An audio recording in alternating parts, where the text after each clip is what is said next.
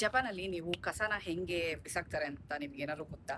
Hi ಎಲ್ರಿಗೂ ನಮಸ್ಕಾರ, ಕೊನಿಚಿವಾ. ನಾನು ಮೇಘನಾ ಅಭಿಷೇಕ್. ಇವತ್ತು ನಾನು ಜಪಾನಲ್ಲಿ ನಾವು ಹೆಂಗೆ ಕಸನ ಬಿಸಾಕ್ತೀವಿ, ಹೆಂಗೆ ಜಪಾನ್ ಇಷ್ಟೊಂದು ಕ್ಲೀನ್ ಇದೆ ಅಂತ ನೀವೆಲ್ಲ ಅನ್ಕೊಂತೀರಾ. ಯಾಕಂದ್ರೆ ನಾವು ಕಸನ ಸಪ್ರೇಟ್ ಆಗಿ ಬಿಸಾಕ್ತೀವಿ. ಅದು ಯಾವ್ಯಾವ ತರ ಏನು ಅಂತ ಅಂದ್ಬಿಟ್ಟು ನಿಮ್ಗೆ ತೋರಿಸ್ತೀನಿ. Let's go. ನೋಡಿ, ಇಲ್ಲಿ ಕೊಟ್ಟಿರೋದು ಇದು ಬಂದು ರೂಮ್ ಕೊಟ್ಟಿರೋದು ನಮ್ಗೆ, ನಮ್ಮ ಅಪಾರ್ಟ್ಮೆಂಟ್ಗೆ ಈ ರೂಮ್ ಅಲ್ಲಿ ಕಸ ಹಾಕ್ಬೇಕು ಅಂತ ಹೇಳಿದ್ದಾರೆ.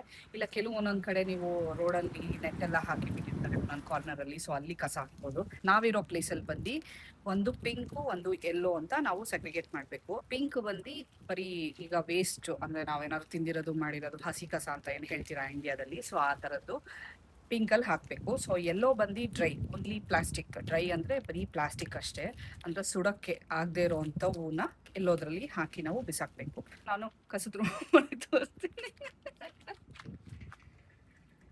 ಕಸದ ರೂಮ್ ಕೂಡ ಎಷ್ಟು ಕ್ಲೀನ್ ಆಗಿದೆ ನೋಡಿ.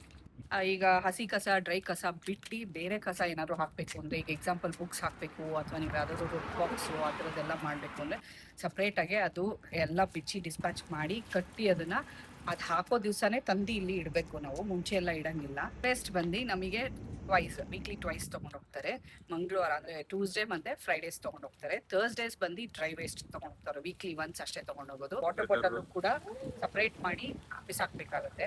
ನಾವು ಹೆಂಗೆ ಸಪ್ರೇಟ್ ಮಾಡ್ತೀವಿ ಅಂದರೆ ಕ್ಯಾಪ್ ಸಪ್ರೇಟು, ಆಮೇಲೆ ಅದ್ರ ಮೇಲೆ ಇರೋ ರ್ಯಾಪರ್ಸ್ ತೆಗೆದುಬಿಟ್ಟು ಬಿಸಾಕಿ ಬಾಟಲ್ಸ್ ಮಾತ್ರ ತೊಗೊಂಡೋಗಿ ಸಪ್ರೇಟಾಗಿ ಬಿಸಾಕಬೇಕು. ಅದು ಬಂದು ಒಂದು ದಿವಸಕ್ಕೆ ಯಾವುದೋ ಮಂತ್ಲಿ ಟ್ವೈಸಲ್ಲಿ ಯಾವಾಗ ತೊಗೊಂಡೋಗ್ತಾರೆ, ಸೊ ಅವಾಗ ಬಿಸಾಕಬೇಕು. ಟಿನ್ಸ್ ಏನಾದರೂ ಇತ್ತು ಅಂದರೆ ಅದು ಸಪ್ರೇಟಾಗಿ ಬಿಸಾಕಬೇಕು.